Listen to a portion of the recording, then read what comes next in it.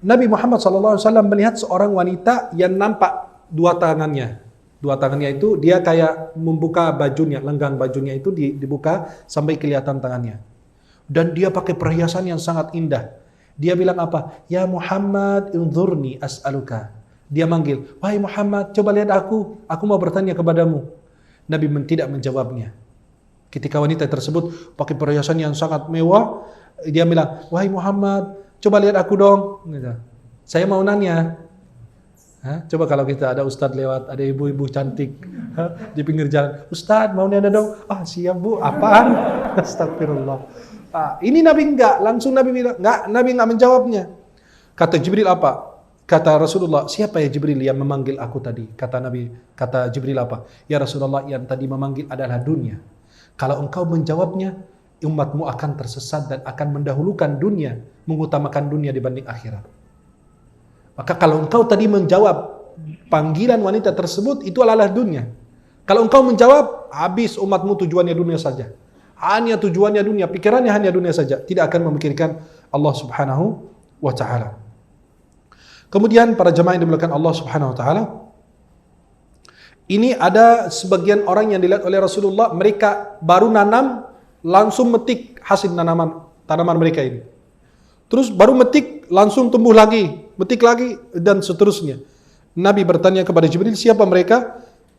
Mereka itu adalah orang-orang yang mujahid di jalan Allah subhanahu wa ta'ala. Para jemaah yang dimuliakan Allah subhanahu wa ta'ala. Dan banyak sekali kejadian-kejadian yang Nabi SAW lihat ketika beliau dalam Isra Mi'raj.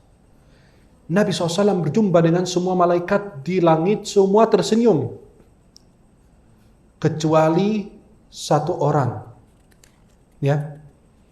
Dan ada satu malaikat itu yang tidak tersenyum sama sekali. Yang lain ketemu Nabi, senyum menyambut Rasulullah. Cuma hanya satu yang enggak mau senyum. Siapakah dia? Waduh, penjaga neraka. Ngapain senyum? Ya, beliau itu adalah Malik, penjaga neraka jahanam. Beliau tidak tersenyum. Ya. Kemudian Jibril ketika Rasulullah SAW bertemu semua malaikat semua tersenyum kecuali satu. Kata Nabi, siapa ini yang nggak senyum-senyum ini? Nggak ada senyumnya ini. Kata Jibril, ini beda urusan. Ini penjaga neraka. Pantasan. Nggak ada senyum-senyum sama sekali. Ya, seperti orang yang gimana ya gitu ya, yang melakukan sebuah kejadian atau ada kerjaan yang berat, maka jarang senyum. Ya, jarang senyum gitu. Maka itu malaikat penjaga neraka. Maka ketika Nabi SAW jumpa dengan malaikat Malik, Nabi SAW dapati beliau tidak tersenyum. Ya, hanya penjaga neraka yang tidak tersenyum. Maka hati-hati ketemu dengan beliau. Penjelasan terakhir malam hari ini insyaAllah, apakah Nabi dapat melihat Allah secara langsung ketika Isra Mi'raj atau tidak? Ini ada versi yang berbeda-beda dan terjadi khilaf para ulama. Diriwayatkan dari Ibnu Abbas bahwasannya Rasulullah SAW melihat Allah ya dengan mata kepalanya sendiri. Dan juga beliau diriwayatkan dari beliau, Nabi melihat Allah dengan mata batinnya, mata hatinya. Artinya tidak dapat melihat Allah langsung. Itu menurut pendapat Ibnu Abbas. Tapi menurut pendapat Sayyidah Aisyah mengatakan tidak. Rasulullah SAW tidak melihat Allah dengan mata kepala, beliau melihat dengan mata hatinya. Sallallahu alaihi wa alihi wa sahbihi wasallam. Kenapa? Dikatakan ada sebuah riwayat bahwa Nabi SAW ketika ditanya, Har ra'aita rabbaka? Apakah engkau ya Rasulullah sudah melihat Allah ketika Isra Mi'raj? Kata Nabi, nurun anna arah. Bagaimana aku bisa melihat cahaya? Kenapa? Terhalang oleh cahaya. Tidak dapat melihat Allah subhanahu wa ta'ala secara langsung. Tapi itu menjadi khilaf antara para sahabat. Ini masalah akidah, ada khilafiyahnya. Biar kita tidak selalu terbawa masalah khilafiyah, saling membedahkan, saling menurut, tidak. Dalam masalah akidah ini, pemahaman tentang akidah aja, apakah Nabi melihat Allah secara langsung atau tidak, itu jadi khilafiyah. Maka kita harus berlega hati, kita harus saling menerima perbedaan selama ada pendapat para ulama yang mu'tabar dan masyhur dan punya argumen. Seperti yang tadi, Ibnu Abbas punya dua pendapat. Ada riwayat dari beliau mengatakan beliau melihat Rasulullah melihat Allah dengan mata kepala. Dalam riwayat lain mengatakan dengan mata hatinya. Dan menurut Sayyidah Aisyah tidak sama sekali. Ya.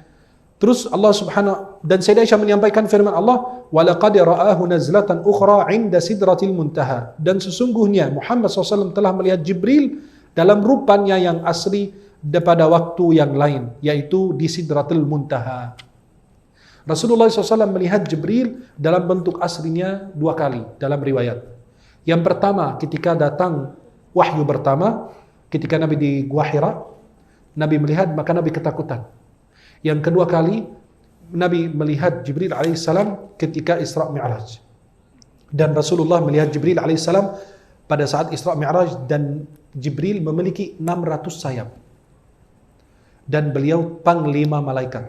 Maka Allah khususkan Jibril alaihissalam dengan membawa turun wahyu Allah kepada para nabi dan rasul. Kan sudah nggak ada wahyu. Apakah Jibril masih turun ke muka bumi atau tidak? Jibril masih turun atau enggak? Kan membawa turun wahyu, kan udah nggak ada rasul lagi. Apakah Jibril alaihissalam masih turun ke muka bumi? Ada. Dalam surat Al-Qadr, Inna anzalnahu fi lailatul qadr, Allah berfirman, "Tanazzalul malaikatu warruhu." Berarti malam Lailatul Qadr Jibril turun. Ya, itu pertama. Yang kedua di siang hari Arafah. Tanggal 9 Dzulhijjah, di situ dijelaskan dari hadis Rasulullah bahwa Jibril turun bersama para malaikat, membangga-banggakan. Allah membangga-banggakan para hamba-hamba yang ada wukuf di Arafah, sedang melaksanakan wukuf di Arafah, membangga-banggakan hamba-hamba beriman di depan para malaikatnya.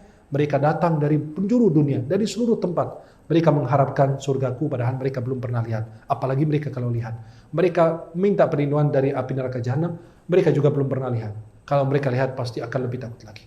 Mudah-mudahan Allah Subhanahu wa taala senantiasa meridai kita, Allah senantiasa merahmati kita, dan Allah mempertemukan kita di dunia dalam taat dan di akhirat di surga-Nya Allah Subhanahu wa taala. Mudah-mudahan yang saya sampaikan bermanfaat. Aku qouli hadza wa astaghfirullah li wa lakum. Wallahu taala a'la wa a'lam bis-shawab.